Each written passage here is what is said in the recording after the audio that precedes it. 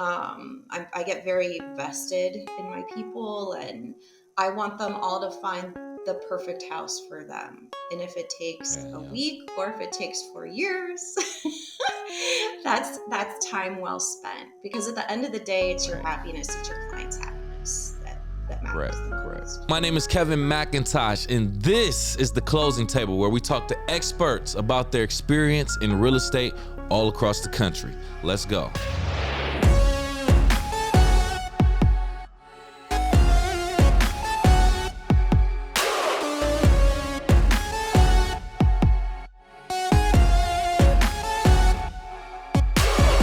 Welcome to the Closing Table. I am your host, Kevin C. McIntosh. And as usual, we have another very successful real estate agent on our show as our guest. We want to welcome Jessica Rasmussen. How you doing, Jessica? I'm great. Thanks for having me. Absolutely. Thank you for coming. We definitely appreciate that. We are here to talk business. I want you to explain all about your expertise, your market, and the industry and things of that nature when it comes to real estate. But we're here to start things off a little bit cooler, no pun intended, with an icebreaker. This is called word association, a couple words and or phrases associated with real estate. I just need you to give me your initial reaction, whatever that may be, a word, a definition, story, whatever you feel. You ready? I'm ready. All right. For the first time, real estate appraisal software. Somewhat helpful. Somewhat. Okay. Next one, short sale. Stress. Okay. Escrow. Happy. Under contract. Makes sense. Warranty deed. You're all good. All good. And lastly, zoning. There for a reason, but lots of headaches. Huh. Huh.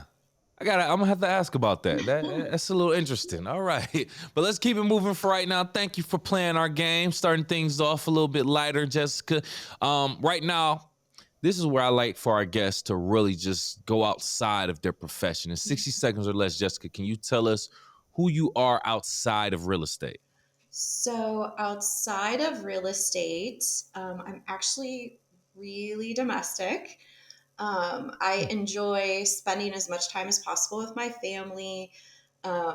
We moved to Hudson, which is a suburb of Cleveland from the big city, actually, a couple of Mm, years ago, and traded up our teeny tiny microscopic yard for almost an acre of land, huge yard. My immediate family is all in the vicinity, so spend lots of times with my nieces and nephews. okay. I love baking. I love cooking. I love gardening. I joke that I'm everyone's favorite grandma and a 45-year-old's mom. That's hilarious. I'm also a homebody, if you can't tell. Okay. So that's Mm. me in a nutshell. Got you. Got you. All right. So you already kind of mentioned it in regards to your market and Mhm. things like that. Can we touch on it a little bit more? Describe your market for myself and for our audience who may have never been there geographically, first and foremost, and then talk economically, the type of things that's going on in the real estate market there. Sure. So Hudson is a beautiful little town. Love the location because it's essentially 30 minutes from Cleveland, which Okay. is one of our northernmost big cities, but also 30 minutes from Akron. So we're kind of smack dab in the middle there. Mm. And our market is experiencing a lot of what I think everybody is nationwide, and that's a lack of inventory, Yep. fortunately, Yep. Yep. sadly. I have so many buyers in my pipeline right now. We're just waiting for that house to pop. Hudson itself, our average day on market is 36 days.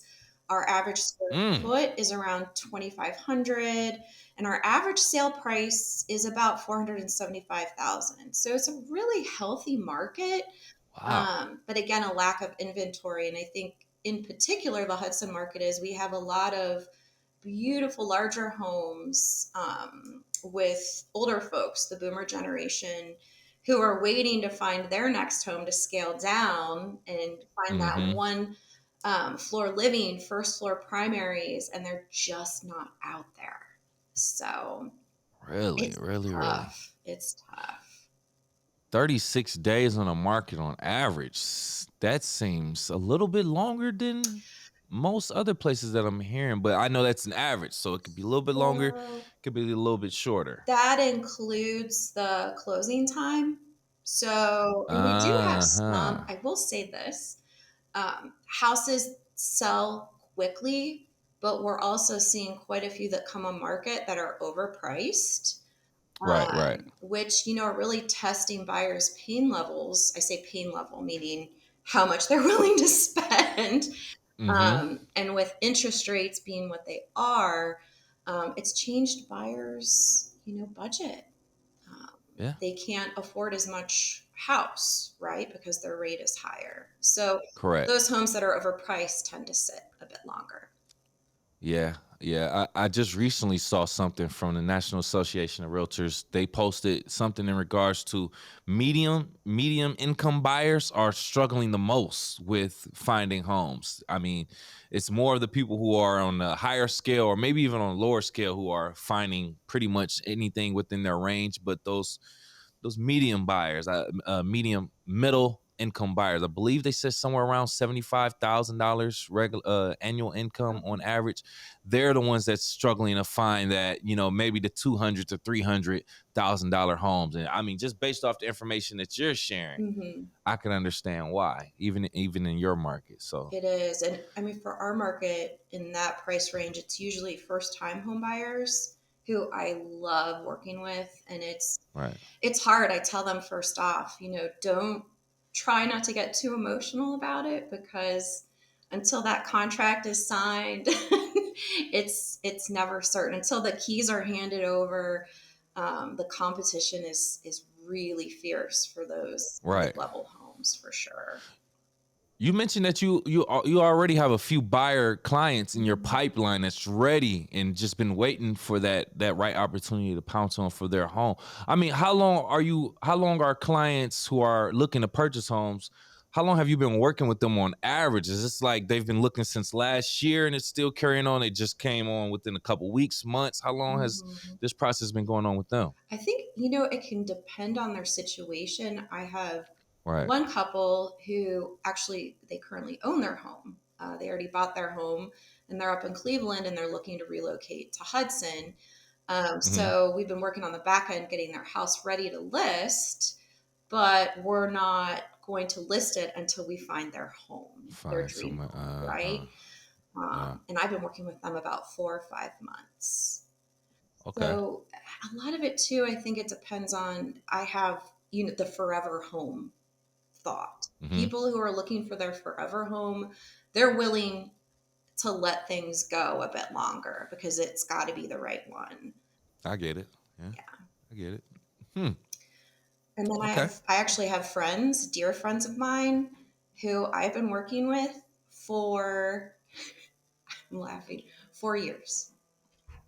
Wow. 4 years. And we just keep on losing out on deals. They're first time home buyers and have been hesitant. We took a break, came back on, love them to pieces. I know the right house is out there.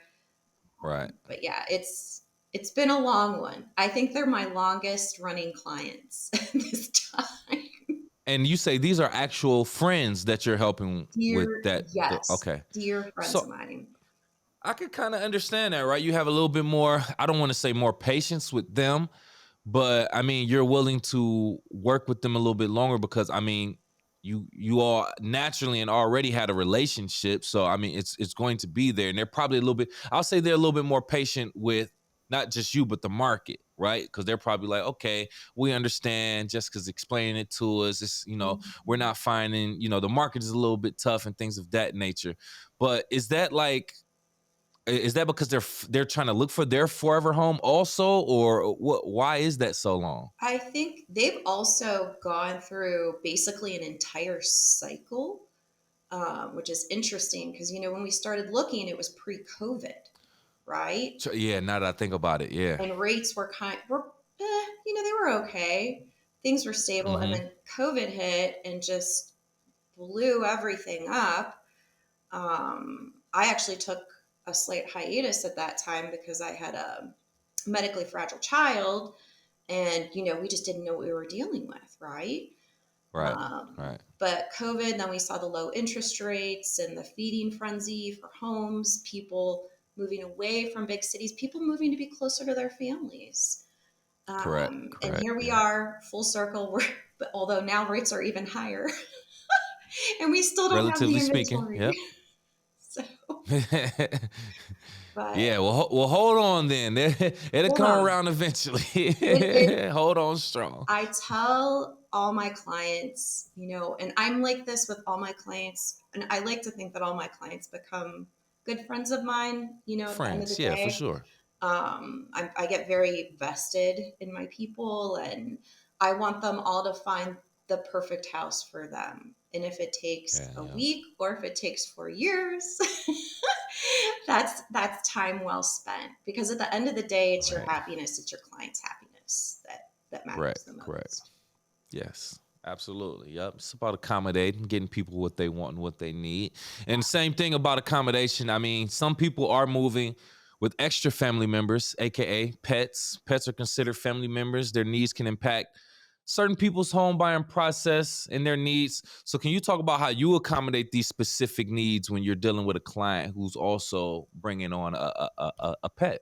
How you help them find a new home? Sure. Love pets. I'm more of a dog person, love cats. I have two rescue dogs myself. So, with clients who have pets, it's mostly dogs. Dogs require a bit more space. Cats are a little more low maintenance, I'd say. Mm-hmm. But dogs, especially bigger dogs, we need to look for yards. Fenced in areas are a big deal. Some Right. homes will come with a invisible fence system already, which is really desirable for some folks. Um, the one downside with sometimes with pets can be limitations with breeds. And I will say, I there are only good dogs, only bad pet owners or irresponsible pet owners, I Mm. should say. But unfortunately, Mm. there's a stereotype around bully breeds. Here in Okay. Ohio, there's 18 cities that ban pit bulls, and there are 62 cities in Ohio that have specific breed limiting legislation. So, and that could be a breed that they deem dangerous, right? Right. So we have so many amazing rescues and lots of pity mixes. So you want to be sure that a beloved member of the family is going to be welcome wherever they move. Um, God forbid you buy your dream home and you bring your beloved pet with you, and then all of a sudden you get a Right. letter from the city saying your pet can't reside here. That is And crazy. that's Have you ever had that situation? I have actually. Like a client? I Oh, have had it with man. clients. And Man. that's another thing with HOAs, homeowner Mm. associations with specific communities. Yeah. They can also limit the types of breeds that are allowed Hmm. into the community. So that's something that definitely, takes some due diligence ahead of time. That's a good point too. I didn't even think about that. Usually in communities where they have HOAs and things of that nature, I mean, yeah, they usually do have rules on pets also. So that's something you have to look into. Like I didn't even think about the fact. I believe I heard of certain cities and municipalities actually banning pit bulls. I Yes. remember hearing about that years ago. And to now think about the fact, yeah, what if you're coming from out of town, moving into an area where you have no idea, you're thinking everything's perfect, you find your dream home, only to get there and find out the city doesn't even welcome your pet, Your your pet. dog. Like the way you have to move around that, the decisions you have to make, I imagine it's just probably one of the most challenging decisions next to actually purchasing the home. So, Definitely. ugh, And wow. well, on the flip side, I've actually had experiences with clients who've had not as domestic. pets, livestock. For example, I Yeah, yeah, had yeah. a client, she was obsessed with these, they're like micro sheep. I don't even know. Mm, They're basically teeny tiny sheep, and her dream was to have a herd of these sheep grazing on her property. She was a really fun lady. okay. Um, she was really neat, and she wanted all the pets, the goats, the chickens. So that's something else that comes with zoning and being careful that the property that you're Mm, buying allows those types of animals, even chickens. yeah. There's some people love having their own eggs and their chickens, but you have to make sure that they're allowed in your community. That's a great point. Also, I mean, so you bring up a few good things, right? I used to drive, I used to be a delivery driver, and I will go to people's homes and literally there would be chickens just running around like dogs. And I'm like, this, like, yo, this is normal. We just have chickens as pets.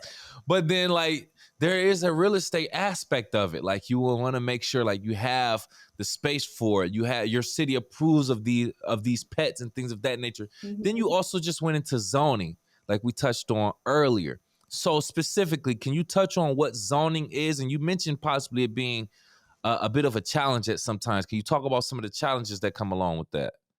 So zoning, and zoning can vary from city to state. There's zoning laws that are general state laws, and then Right. you go down into individual cities, townships, municipalities, and they also have their own rules. And Mm-hmm. zoning is exactly that. It's rules about what can happen with property, Right. what can Right. Okay. be Gotcha. built, what can be, what is allowed on properties. In Mm. zoning, in the case of livestock, they could say, for example, if you wanted to have a horse on your property, your home must sit on 2+ acres, and that's the rule. Right. Um, Right. their zoning is related to health and safety. These are, they're all rules that help to ensure the safety of us, but then also ensure that these communities stay beautiful, stay healthy. In the case of animals, the animals are well cared for. Obviously, you would not want to see like a horse on a tiny zero point 0.3 acre Right. parcel. That would Right. be really sad. In somebody's garage or something like that. Right? Crazier things have happened, but the rules are there for the betterment of us and our communities. Right. But they Right. Right. can be a I get it. headache. They can. Mm, yeah, it's there for a reason. So I get it. Yeah, it could be a headache depending on what you're trying to do, but it's there for a reason. You wouldn't want to move into a neighborhood where somebody has a kangaroo and a pet zebra, something like that. You're like, yo, how you put this in this 2-car garage, yo? It's crazy. Oh Okay. my goodness. All right. Let me step out of that one for a minute. So moving on, it's standard for your lender to order an appraisal of the property when you're going through these type of transactions. So in certain situations, your lender may request a hybrid appraisal. Hmm. What is a hybrid appraisal? So, just to back up a second, for anyone who's listening, an appraisal itself Please. is an assessment Mm-hmm. of the fair market value of a property. Mm-hmm. So, this is someone who will go out after a property is gone under contract. This individual is hired by the lender, and they go out and they look at the property and they say, okay, buyer, you are paying the right amount of money for this property, Right. which ensures to the lender that they're not financing something that's, under. Let's say a property, the buyer says, I'm going to pay $400,000 for this house. But the appraiser goes out and looks at it and says, it's really only worth $350,000 based on the comps, based on what I'm seeing in the direct vicinity. The lender will Correct. only lend $350,000 on that property. So it's the lender protecting their interest in their loan, but it's also protecting the buyer that they're paying a fair market value. A Correct. hybrid appraisal is something that I really don't like personally. It's Uh-oh. where instead of the main or head appraiser going out, they'll send like an appraiser in training. It could be a real estate agent, it could be anybody to go to the What? property, take the photos, do measurements, do whatever they need to do, and then they come back and they give all that data to the head appraiser to make their report. I Oh, wow. really feel that, to value something, you need to see it with your own eyes. Yeah. Yeah. It's important because there's so many variables with homes. I don't know if we have the time, but I have a personal story um, Please. where an appraiser actually saved my husband and I from a major mistake. Mm. We were buying our first home, and it was a bank owned property. So we were really excited about it. We thought we were getting a pretty good deal. We were willing to put in the work to make it our own. And we were doing what's called an FHA streamline loan, where we were buying the house, but then we were getting separate funds for the renovations.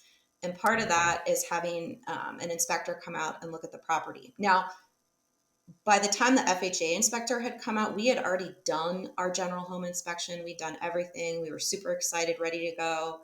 I will never forget this day. The FHA inspector came up to me and he said, there is mold throughout the entire basement. And I went down there with him and looked, and Wow. on the beams of the ceiling, you could clearly see it. Don't ask me how we missed it. The inspector missed it. Our families missed it. Long story short, we had the air tested, and it was the bad mold, the aspergillus mold that Ooh. requires like I mean, it would have been tens of thousands of dollars in just making that home safe. So we lost the house. But if that appraiser hadn't seen it, we would have just moved forward on the deal. So it Ah. was a good thing at the end of the day, but that's why when you're looking at real property, you need to see it with your own eyes. And the lender will say, "Oh, this hybrid appraisal, it saves you money."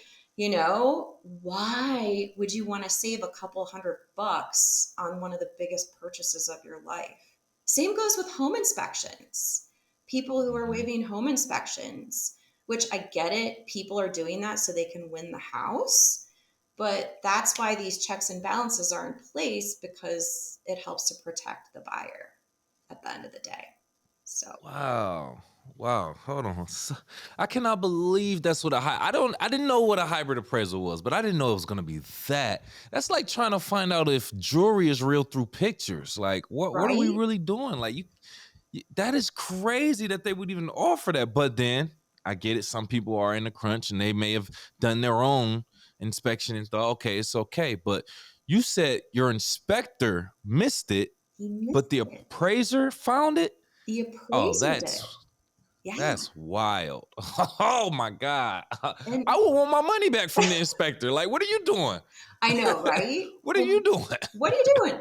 And the general home inspectors, which are now required to be licensed by the state, which is a really Ah, good thing because there's like any guy off the street, could come in and say like, I'm a home inspector. Now they are required to get the certifications and the training to be licensed by the really? state. But yeah, they go in and they see things with their eyes. General inspectors, all of them will see different things, and that's what I tell my Right. clients. And it's for them to measure risk and assess if they want to move forward with the purchase. So it's a big Wow. deal. Don't Well, waive your so home so inspection. when did Michigan make that law? Because I feel like I've heard recently a few agents say that wasn't when did they make that law? Do you know? Michigan? Oh, well, I'm in Ohio, but Oh, okay. I'm sorry. no, that's That okay. that's why. Clearly, yes, No, different markets, ladies and that's gentlemen. okay. Pay But attention. Well, that's the thing. In the state of Michigan, that's not the case, which makes it even more difficult. Oh, that's why. Oh, that is such a why are they not required to be licensed everywhere? I This know. whole right? State jurisdiction thing is, come on, people. It's such an inconvenience, It but okay. It's true. I would say for anybody out there who is in a state that doesn't have this requirement that the home inspectors Yes. are certified, that there should be groups in your state that they can get certified through other Yeah. means, right? Look at their reviews, talk to some of their other clients, look at one of their sample inspection reports. An Yes. inspection will cost you 500 bucks at the end of the day. Mm-hmm. But it's money well spent, right? Mm-hmm. Easily. With that being said, it'll save you tens of thousands of dollars in the long run. So It spend a couple could. hundred to save a couple thousand easily. It could. Jessica, with your specific situation, you once listed a townhouse that has a tax abatement until 2028. Hmm. This is the time when you school us. First of all, what is a tax abated property, and how does a property become tax abated? So a tax abated property is part of a residential tax abatement program where they essentially eliminate 100% of the increase in real estate property tax that results from eligible improvements. I'm throwing a lot at you. Sorry, I'm throwing a lot at you right now. Ultimately, and I'll use Cleveland's tax abatement program as an example. Yes, What it comes please. down to is these programs are used to help bring in development into areas that need it. In Cleveland's Okay. case, they utilized this tax abatement program to bring in more development to their near West Side communities. It's been insanely successful. Builders will come in, they are required to build a home to green home standards. That means Mm. everything in it needs to be, green certified, furnace, toilets, lighting, everything. Once they are passed through or the city approves the home, it's essentially passed on to the buyer who, because they have purchased this tax abated home, they only have to pay tax on the land that the property sits on, which is pretty Mm. fascinating. So they could buy like a $500,000 brand new house and only have to pay tax on the land. Now, this isn't Wow. forever. I joke like the tax man cometh, or what's that saying? Like there's two things certain in life, death and taxes. So Death and it taxes. does expire after 15 years. So you can live Mm. Okay. there, pay minimal amount in taxes, but at the 15-year mark, they'll look at the value of the home and then you're going to have to pay what the actual taxes should be. Okay. Okay. Wow, that's pretty nice. That's It's actually really nice. I right. mean, wow, I would definitely want to. Wow, I would definitely want to take advantage of that type of situation. So, are there any cons to owning a property that is tax abated, or is it just all good things? Because it seems like It's, just great thing. I think in the case of Cleveland, it was a good thing for a while. It breathed in new life into these neighborhoods. Mm-hmm. But as a result, it started to push out people who've been there their whole lives, which is really unfortunate and unfair, Mm, right? You have people coming in and buying a $600,000 $700,000 townhouse, for example, and only paying right. like $600 in taxes a year on it. Now, where does that burden fall, right? The burden falls on the people who already live there. So as all this new development came in and prices started going up, so did values, so did taxes. Mm-hmm. And Cleveland has recently come up with a much more equitable way of distributing the tax abatement. They're capping it. Um, I believe it starts at like 350, and then they don't do the straight 15 years anymore. It's capped like 5 years, 10 years, depending on the value of the property. And they're Oh, okay. also refocusing energies in other areas of Cleveland that could really use the development. Gotcha. So it's been a good thing, but for the folks who bear the burden, not so much. Yeah, yeah, I bet. I bet. Well, I mean, nonetheless, I see this as, they're trying to solve one problem. And usually when you're trying to solve problem, it may come with an expense. But we're just hoping that, everybody who has their hands in the pot are trying to do their part and trying to make sure everyone is secure with the home and things of that nature. Everyone has a place to stay, and we continue Exactly.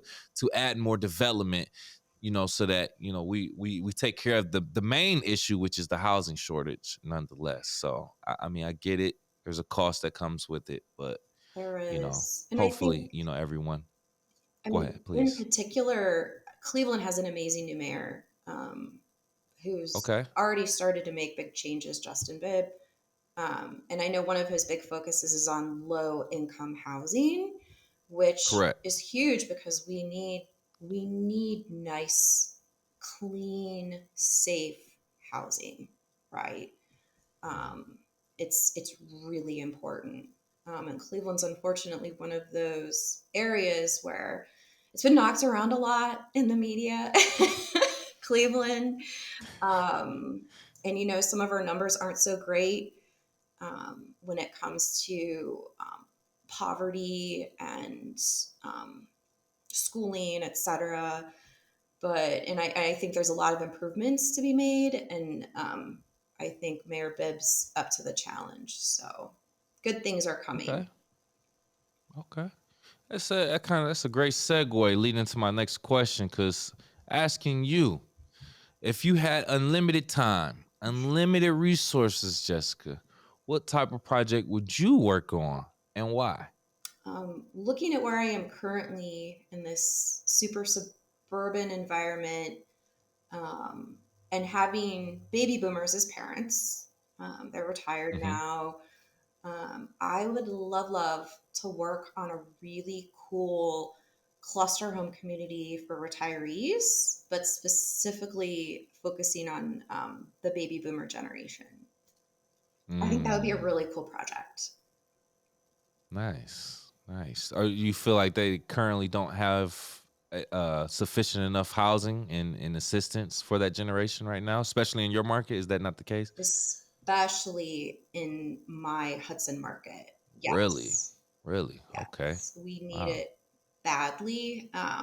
These lovely people, they want to stay here. They just don't have anywhere to go. So, Correct. coming up with a really cool community concept that's walkable.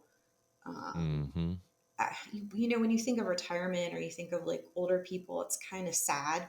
Some of those communities just, I think, kind of turn it on its ear, make it cooler, make it more inclusive, more hip. I get it. Yeah. No, I get it.